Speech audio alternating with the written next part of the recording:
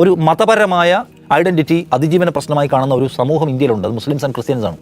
അവരെ സംബന്ധിച്ച് അവരുടെ വോട്ടുകൾ ഹൈലി പൊളിറ്റിക്കലാണ്.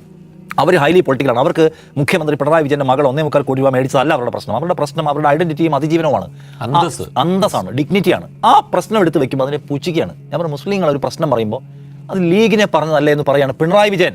ലീഗിനെ അല്ല പറഞ്ഞതെന്ന് കേരളത്തിൽ അരിയാഹാരം കഴിക്കുന്നവരും അല്ലാത്തവർക്ക് മുഴുവൻ അറിയാതിരിക്കെ ആ കൺസേൺ, ആ അതിജീവന പ്രശ്നത്തെ പരിഹസിക്കുകയാണ്. ആ പരിഹാസത്തിന് കിട്ടിയ മറുപടിയാണിത്.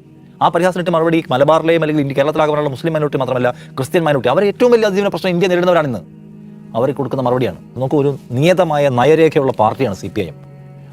അന്താരാഷ്ട്ര വിഷയത്തിലും ദേശീയ വിഷയത്തിലും സംസ്ഥാന വിഷയത്തിലും എല്ലാം വളരെ സെക്യുലർ ആൻഡ് പ്രോഗ്രസീവ് പൊസിഷനുള്ള പാർട്ടിയാണ്. ഇന്ത്യൻ മൈനോറിറ്റിക്ക് ആശ്രയിച്ച് വിശ്വസിക്കാൻ കഴിയാവുന്ന ഒരു പാർട്ടിയാണ് ആ പാർട്ടി. അതിനേക്കാൾ വലിയ പാർട്ടി ഇല്ല ഇന്ത്യയിൽ. ശരിയായി അത് പോവുകയാണെങ്കിൽ, ആ ശരിയായ പോക്ക് ഉറപ്പാക്കിയാൽ ഈ പ്രശ്നം പരിഹരിക്കാമായിരുന്നു. അതിന് നിന്നില്ല. അത് പോട്ടെ, അത് പോയി.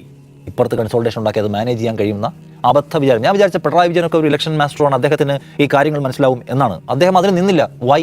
സംശയാസ്പദമായ സംഗതിയാണ്. ആഭ്യന്തര വകുപ്പ് സംഘപരിവാറിൻ്റെ കയ്യിലാണെന്ന വിമർശനം ഉന്നയിക്കുന്നവരെ സെറ്റിൽ ചെയ്യാൻ നിൽക്കാതെ അവർ പോയി പോട്ടെ, ഇപ്പുറത്ത് കൺസോൾട്ടേഷൻ ഉണ്ടാക്കാൻ ശ്രമിക്കാവുന്ന അപകടത്തിൻ്റെ കളി കളിച്ചതിൻ്റെ റിസൾട്ടാണ് മുസ്ലിം മൈനോറിറ്റി പോയത്.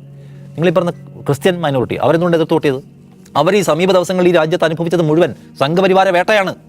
സംഘപരിവാരത്തിൻ്റെ വേട്ട അനുഭവിക്കുകയും സംഘപരിവാരത്തിൻ്റെ കൂടെ നിൽക്കാൻ പറ്റില്ല.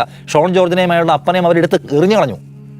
അതിൻ്റെ അർത്ഥം എന്ന് വെച്ചാൽ അവർ വളരെ പൊളിറ്റിക്കലായിട്ടാണ് വോട്ട് ചെയ്യുന്നത്. അതിൻ്റെ തലമുറ മുഴുവൻ വോട്ട് ചെയ്യുന്നത് പൊളിറ്റിക്കലായിട്ടാണ് എന്നത് കാണണം. അവിടെ അടുക്കാൻ പറ്റിയിട്ടില്ല. അപ്പോൾ എന്താ ഈ സർക്കാരിനെ കുറിച്ച് നോക്കുമ്പോൾ അവരെന്താ കാണുന്നത്? അവർ കാണുന്നത് സ്വന്തം മകനെ ഒരു പാർട്ടി ഉണ്ടാക്കി, ആ പാർട്ടിയുടെ കൊടി മകനെ ഏൽപ്പിച്ച് അത് BJP ഏൽപ്പിച്ച ഒരു നേതാവ്. ആ നേതാവിന് BJP നേതൃത്വം പത്മശ്രീ കൊടുത്ത് ആദരിച്ച് അവർ ഡീൽ ചെയ്യുന്നു. ആ നേതാവിനെ ഈ പാർട്ടി കൊണ്ട് നടക്കുന്നു. ഈ പാർട്ടിയെ ഞങ്ങൾ വിശ്വസിച്ചിരുന്നു, പക്ഷേ BJPയുടെ പ്രോജക്റ്റിനെയാണ് നിങ്ങൾ സഹായിച്ചു കൊടുക്കുന്നത് എന്ന ട്രസ്റ്റ് ഇഷ്യൂ ആർക്കുണ്ടാകുന്നു?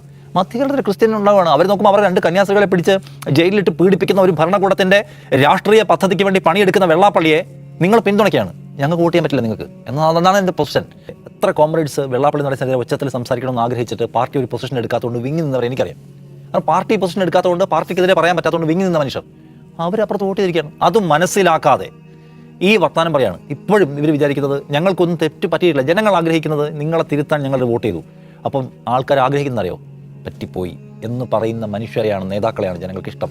ഞങ്ങൾക്കൊന്നും പറ്റിയിട്ടില്ല എന്ന് പറഞ്ഞാൽ അടി ഇനിയും കിട്ടിക്കൊണ്ടാണ് ഇരിക്കുക. നിങ്ങൾക്ക് നന്നാവുന്നത് വരെ അടിക്കും എന്ന് പറയില്ലേ, അതുപോലെ. അതുകൊണ്ട് ഞങ്ങൾക്ക് പറ്റിപ്പോയിട്ടുണ്ട്, ഞങ്ങൾ തിരുത്താം എന്ന ഏറ്റവും വിനീത വിധേയഭാവത്തിൽ ജനങ്ങളോട് പറയലാണ് ഏറ്റവും വലിയ പരിഹാരം. ജനം ആഗ്രഹിക്കുന്നതാണ്. അവരെ നമുക്ക് സമയം, അവർ ചേഞ്ച് ചെയ്യാണ്, അവരെ നമുക്കത് വാല്യൂ വേണം തോന്നുകയാണ്. അല്ലാതെ നിങ്ങൾ ഏത് വലിയ സംസ്കൃത വാചകങ്ങൾ കൊണ്ടോ വിദ്വേഷ വാചകങ്ങൾ കൊണ്ടോ ഇതിനെ ഡീൽ ചെയ്യാൻ ശ്രമിച്ചാൽ നിങ്ങൾക്ക് പാളിപ്പോവും. ലോക്സഭാ തെരഞ്ഞെടുപ്പ് തോറ്റപ്പോഴും തദ്ദേശത്തിൽ തോറ്റപ്പോഴും നിങ്ങൾ ചേഞ്ച് ഞങ്ങൾ എടുക്കും, ഞങ്ങൾ തിരുത്തുമെന്ന് പറഞ്ഞു, ഒന്നും ചെയ്തില്ല.